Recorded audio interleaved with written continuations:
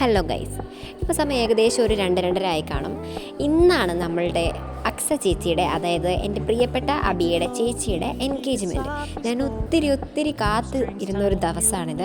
Because ഈ കോട്ടയത്ത് നിന്ന് പോകുന്നതിന് മുമ്പേ ചേച്ചിയുടെ കല്യാണത്തിന് എനിക്ക് ഇവിടെ വെച്ച് തന്നെ കൂടണമെന്നൊരാഗ്രഹം ഉണ്ടായിരുന്നു. അതെന്തായാലും സംഭവിച്ചു. അപ്പോൾ ഈ ഒരു ഇവൻറ്റ് നമ്മളെല്ലാവരും കൂടെ കൂടിയാണ് നടത്തുന്നത്. മെയിനായിട്ട് നമ്മുടെ ക്ലാസ്സിൽ 6 പേര്, തരിയൻ, ബോബി, അജയ്, അബിയ, നന്ദന, പാർവതി, ഇവരെല്ലാം കൂടെ കൂടി ഒരു ഇവൻറ്റ് മാനേജ്മെൻറ്റ് തുടങ്ങിയിട്ടുണ്ട്.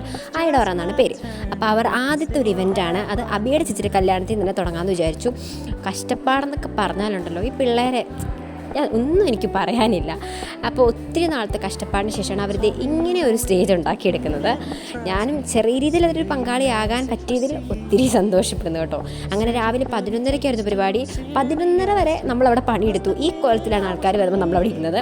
പിന്നെ നമ്മൾ എങ്ങനെയൊക്കെയോ എല്ലാം ഒന്ന് തീർത്ത് സെറ്റാക്കിയിട്ട് നേരെ അബിയുടെ വീട്ടിൽ പോയി എങ്ങനെയൊക്കെയോ ഒരുങ്ങി. അതിനിടയ്ക്ക് അച്ഛൻ വന്നിട്ടുണ്ടായിരുന്നു.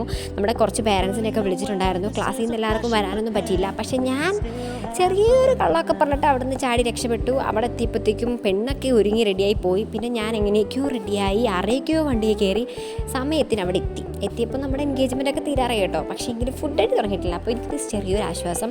ഫുഡ് അജയുടെ ഒരു ഇതിലൊക്കെ ആയിരുന്നു ഇടപാട് ചെയ്തിട്ടുണ്ടായിരുന്നത്. നമ്മുടെ പാരൻസൊക്കെ വന്നിട്ടുണ്ടായിരുന്നു. അച്ഛൻ ആദ്യം കുറച്ച് ഡള്ളായിട്ടുണ്ടായിരുന്നെങ്കിലും പാരൻസിനെയൊക്കെ ഒന്ന് പരിചയപ്പെട്ട് കുറച്ച് ഫ്രണ്ട്സൊക്കെ ആയപ്പം അച്ഛൻ ഓക്കെ ആയി. അങ്ങനെ നമ്മളെല്ലാവരും കൂടി സ്റ്റേജിലേക്ക് കയറി ചേച്ചീൻ്റെയും ചേട്ടനെയൊക്കെ പരിചയപ്പെട്ടു. ചേച്ചി ഭയങ്കര സന്തോഷത്തിലായിരുന്നു കേട്ടോ. അങ്ങനെ അച്ഛനെയും അമ്മേനെയും ഫുഡ് കഴിക്കാനൊക്കെ ഇരുത്തി. അച്ഛന് കുറേ ഗേൾ ഫ്രണ്ട്സിനെ കിട്ടിയതുകൊണ്ട് ഹാപ്പി ആയിരുന്നു.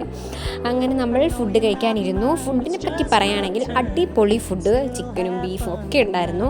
നല്ല വിശന്നിരുന്നു. രാവിലെ തൊട്ട് ഒന്നും കഴിച്ചിട്ടില്ല ഞങ്ങളെല്ലാവരും.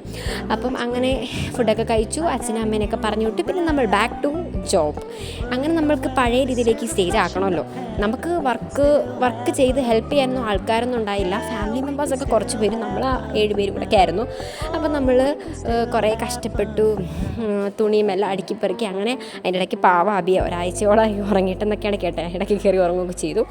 അങ്ങനെ എങ്ങനെയൊക്കെയോ നമ്മൾ സ്റ്റേജ് പഴയ രീതിയിലാക്കി. എനിവേയ്സ് നല്ലൊരു അടിപൊളി ഡേ ആയിരുന്നു.